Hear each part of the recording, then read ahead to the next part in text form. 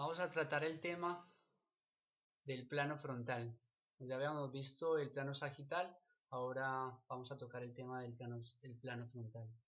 Es importante saber que estos planos nos sirven para ubicarnos espacialmente, saber a la hora de hacer un ejercicio dónde estamos ubicados, saber qué articulaciones o qué grupos musculares están afectados en ese plano. A la hora de cambiar de movimiento, de saber en qué plano estamos, qué articulación, qué movimiento y qué músculos están en ese mismo plano. Para eso es que nos sirve esto.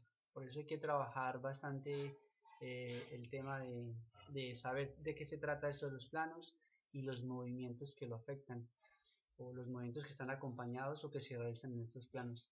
Yo comparto un poco de que este tema de los planos para mí fue un poco difícil de aprender, o sea, tardé mucho tiempo en aprenderlo y muchas veces no le gastaba el tiempo porque no lo veía necesario. Ahora, trabajando realmente lo que es trabajo de entrenamiento funcional, he aprendido a darle importancia a los planos y saber que son necesarios para poder ubicar los movimientos y hacer un buen trabajo.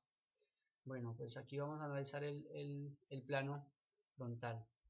Saber que, como lo he dicho antes, es un plano imaginario que divide el cuerpo en dos partes. En este caso lo vamos a dividir entre lo que es anterior y posterior. Como vemos, pasa por la mitad del cuerpo aproximadamente. La gráfica no está pues muy claro, aunque hay partes que muestran que sí. Posterior y anterior. Como lo decía antes, en el plano sagital, estos planos se pueden aplicar a órganos o a partes del cuerpo como tal. En este caso lo estamos aplicando a todo el cuerpo, ¿sí? También es conocido con el nombre de plano coronal, plano frontal o coronal. Les había mencionado que a cada plano también lo acompaña un eje. El eje es una línea imaginaria, ¿sí?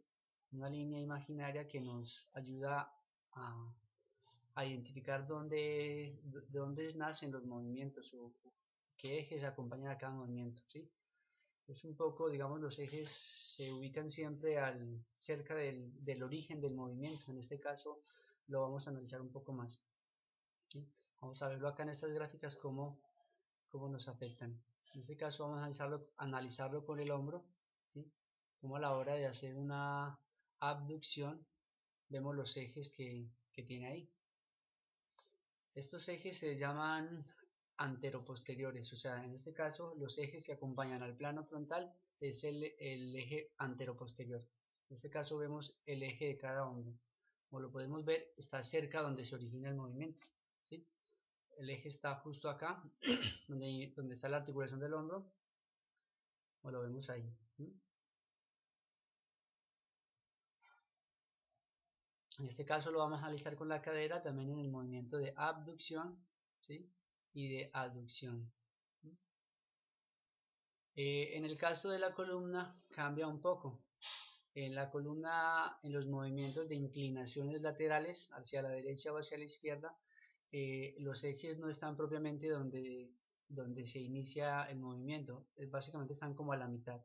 En el caso del hombro y la cadera, sí, los ejes siempre los ubicamos, es justo en la articulación de la cadera y justo en la articulación del hombro. Y en este caso en la columna, como son tantas vértebras, entonces los ejes cambian dependiendo del movimiento que hagamos, ya sea de inclinación de las cervicales, de la parte torácica o la parte lumbar. En este caso lo vamos a analizar de toda la columna como tal.